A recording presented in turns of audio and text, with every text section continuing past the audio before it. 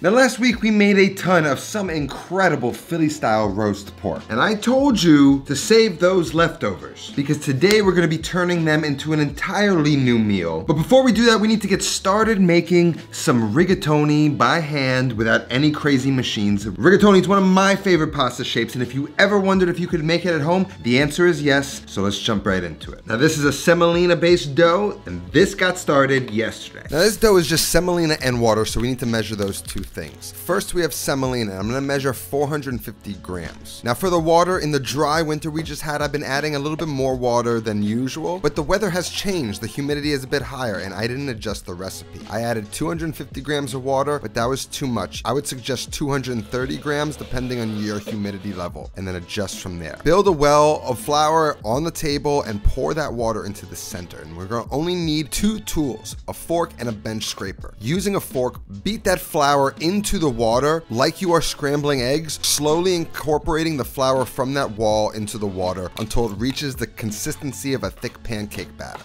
And once it becomes too thick, we're gonna switch over to the bench scraper and start to fold in that flour, cutting it with the bench scraper, trying to incorporate it into all that moisture. Once it all comes together, start kind of rolling it on the board, trying to suck up all the flour that's residual on the board. And then once it's sucked up all the flour, then you can begin to knead the dough. If it's sticky, add a little bit of flour at a time until it's no longer sticky and sucks up that flour. If it's a little too dry, you can just wet your hands a little bit and just knead that into the dough. It's just kneaded for 5 to 10 minutes, folding the far end of the dough back onto itself and then pushing forward to roll and seal the two ends of the dough, rotate and repeat. Once the dough comes together, it's soft and springy, wrap it in plastic and let it rest on the board for about 30 minutes.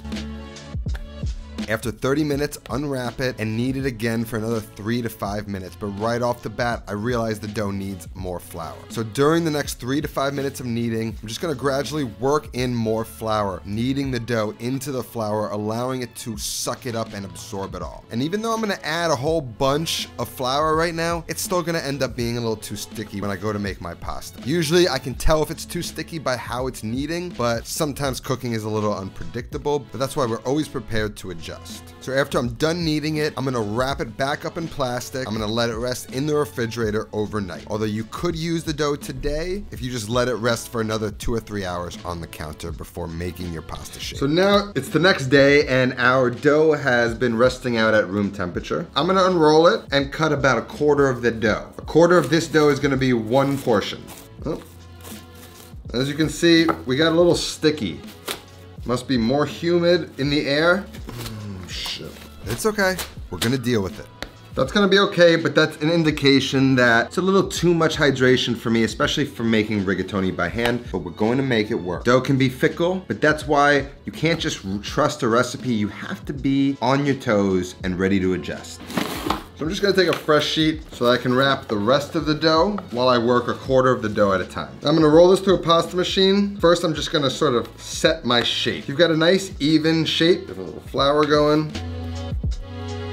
Now we can roll this out. Now when your dough is the right amount of flour in it, you don't really need to add a whole bunch of additional flour when you're rolling it out. But since ours is a bit sticky, I'm gonna go ahead and make sure I use plenty of semolina during this rolling and shaping process. First, I'm gonna roll it through the widest 0 setting. Then I'm gonna roll it over itself to laminate it, just to build some more texture in the dough. And then I'm gonna run it through 0 again. Then adjust the machine to the first setting, run the dough through the machine, and then repeat that process until you hit the 4th setting. You don't wanna go paper thin here like you would for a stuffed pasta. We need a little bit of thickness and structure here to hold the rigatoni shape. Then coat that sheet with flour and move it to the cutting board.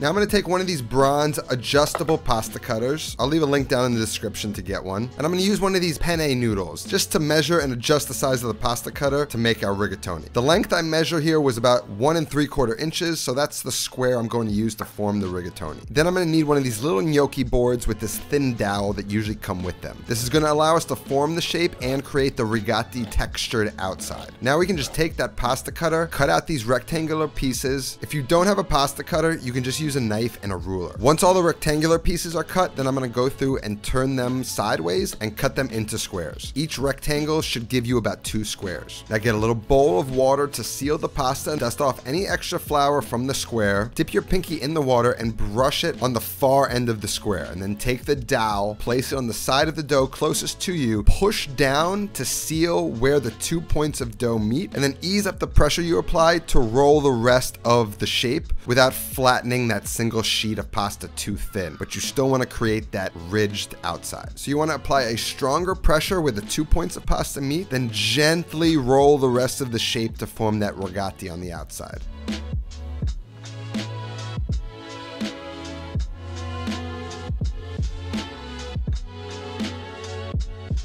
And then dust with semolina flour and then stand them upright in sort of a high-rimmed baking dish to allow them to cure and dry out so that they'll hold their shape when they're cooked. And then with patience, you're gonna throw some music on, maybe grab a partner to help you out, and just go through and form all the rigatoni. And then we're just gonna allow them to sit upright, cure, dry out. These were pretty hydrated, so I let them sit on the counter to dry out and cure for about 2 hours. It's a lot firmer. It's now cured so that when we go to cook it, it should hold this shape. That's the thing about dough that may be a little bit hydrated, is that it just has more trouble holding its shape. It becomes more malleable. It's easier to work with, but too much of a good thing becomes a bad thing. These are gonna work out great. So we've got our pasta, we've got our leftover Philly style roast pork. Again, this is a flavor profile of Italian sausage, but in sort of a braised pork style. So that goes well with the leftover broccoli rabe. If you wanna know how to make these 2 things, I'm gonna make you watch last week's Philly roast pork video. I'm gonna leave that linked below and at the end of this video. And to tie it all together, gonna add a little cold butter and some Parmigiano Reggiano. Very simple, but a lot of the flavor has already been developed in these 2 dishes, so it's gonna come together and be incredible without much work. Big braised pieces of meat always have the potential to be utilized in more interesting ways to make your leftovers more exciting. And as somebody who doesn't like particularly love leftovers, this is something I get behind any day of the week. So on the stove, I've got a medium pot of water that's almost up to a boil,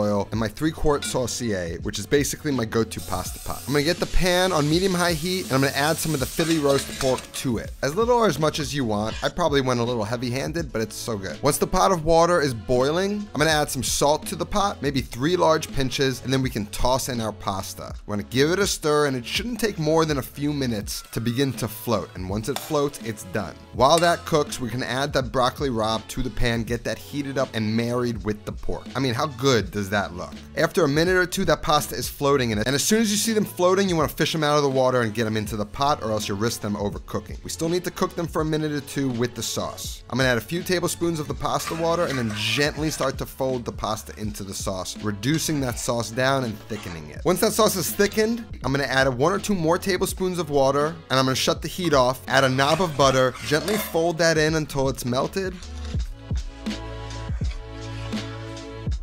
And once the butter's worked in, I'm gonna take a big handful of Parmigiano Reggiano, add that into the mixture, mix that up until it's melted and the sauce has thickened and is creamy. Then you're ready to plate. In a shallow bowl, add a few tablespoons of the pasta, layering in that delicious pork and broccoli rabe, and then finish it with some more Parmigiano cheese. The Philly roast pork sandwich is one thing, but this might be the better way to eat it. It works so well as a ragu, and I'm gonna make it again soon just for this pasta. You really gotta try it. I'm pretty much obsessed. You never seen leftovers look so good. It's just incredible. Recipe's gonna be down in the description. That's all that I have today. I'll see you next time. Until then, take care of yourself and go feed yourself.